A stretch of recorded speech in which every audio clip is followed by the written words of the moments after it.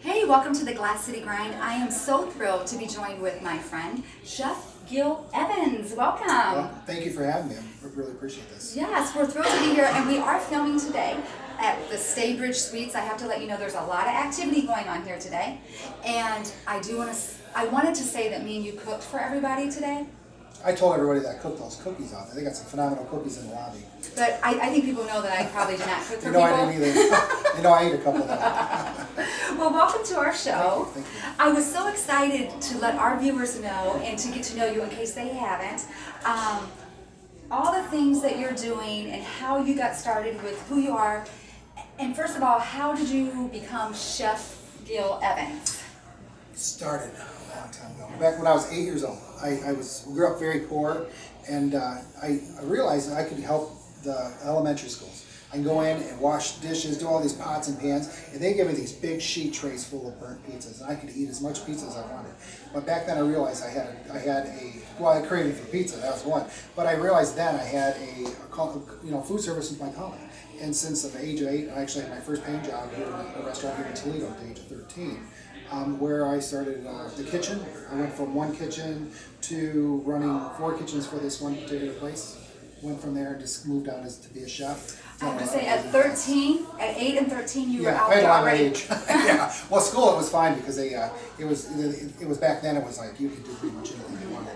The laws were there, but they weren't really being held. I was just thinking, my son is 17 and he's not really that active and wanting to work. No, it's been interesting. It's been a great ride. I actually grew my leadership. I started developing as a restaurant manager. I did very well with that, but then I took a step back and got back into the culinary world because that's really where I wanted to be, doing upscale food. I started studying a lot of French cuisine. I remember as a child, Jacques Pepin and Julia Child were those were my people to watch. I love watching them and learning from them.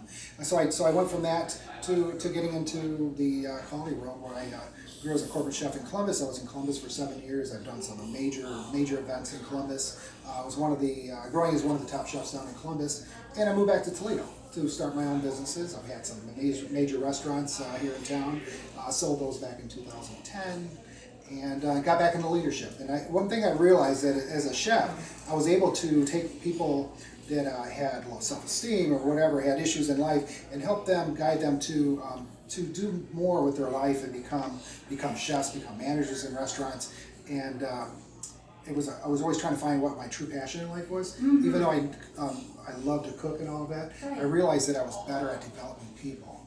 Finding a secret. So Chef Gil, I continued to do that part of my life. I continued to build myself as a leader in the community and different areas in hospital systems now. But I went from that to now I started looking at people and helping them with their life, trying to find out what their passion in life is, find out what they love doing, and see if they can find a viable source of income and live the rest of their life happy. So I still kept the chef persona. It's just now that's kind of in the background. People know me as Chef Gil. They always know me as Chef Gil, and I've never really gotten away from that. Right. And I don't you find that when people are searching for their passion, or they know there's something more they can do or different, they really are frustrated, and there's a lack of, I don't know if it's joy or pure happiness. And when someone has that, you just really want to help someone else find that. It's funny you said the word joy, because joy is my new word. That's my new buzzword, because we're always looking for happiness, and happiness is one of those things that can be taken away. I mean, somebody can pass. So many different things can happen. But when you have joy is in your soul. It's in your heart. When you build that part of your life, then things change in your life. You change as a person. Everything you do starts changing, and that's what I try to find in people. Just like you said, you look for a passion and what they truly like to do, and everything you do is focus around that. Forget about the weaknesses and all that. You focus around that, and that's what builds people. I never knew that as a child. I've been on my own since I was 13 years old.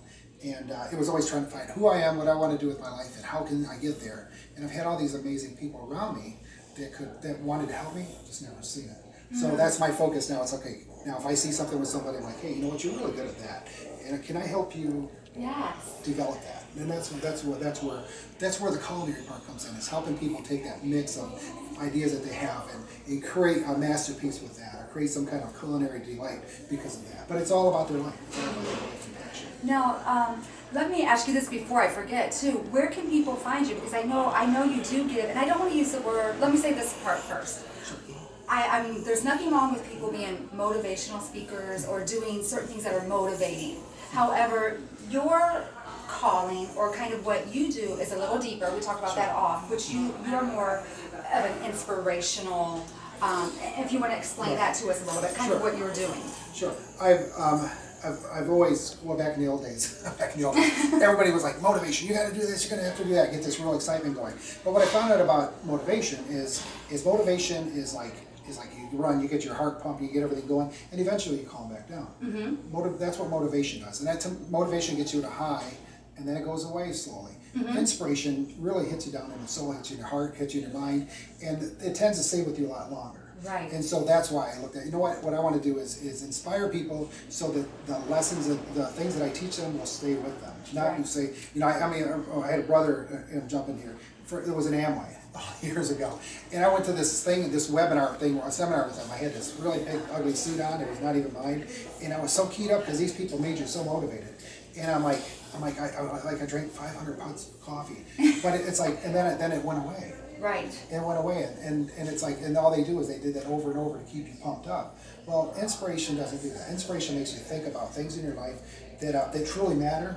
It makes you think about things that you want to do with your life and say, okay, maybe I'm not doing this right, but maybe I need to do this, and how can I do this? And when you're inspiring people to really look at the things that they want to do in life, it really gets in their mind. And that's what, yes, it does. It does connect. And we had a connection talking earlier. We were getting to know each other. I thought that was pretty awesome. There's so many commonalities that you look for. And so when you're inspired, you look for those things, and they click. It's almost like a different view. It's like getting new glasses. You start seeing things different in life, and that's what I want people to do is to say, hey, no, this is I like this part of my life. Maybe I should start concentrating on that. And when they do, they start seeing more things and more things that follow that plan. You know, I believe that we're all put in this earth for one purpose in life, and it's our responsibility to find out what that is. And then you live your life in a short amount of time in these bodies until you die. And at your deathbed, when you are following your passion, that's when it's like, you know what, I did good. But when you have a lot of things like I did when I was younger, I was trying to do this, back and forth, doing this and this. You know, it's like when you're laying there now, it's like, what did I do that really made sense? What did I accomplish in my life? You know, and that's what when I'm looking at somebody, it's like, okay, what's your legacy going to be? And that's what I find that passion with them. You need to have something that's going to leave a legacy for the people that surround you. And they say, hey, this guy, this lady, they did a phenomenal job at this particular thing. And that's our passion. Right. So that's what I'm really enjoying what I'm doing. Well, I appreciate it, and that's one reason why at the Glass City Grind we wanted to have you on, and we're looking forward to much more. So I love that. thank you so much, Thank you. and we will be seeing you again here on the Glass City Grind. Sounds great. Thank you.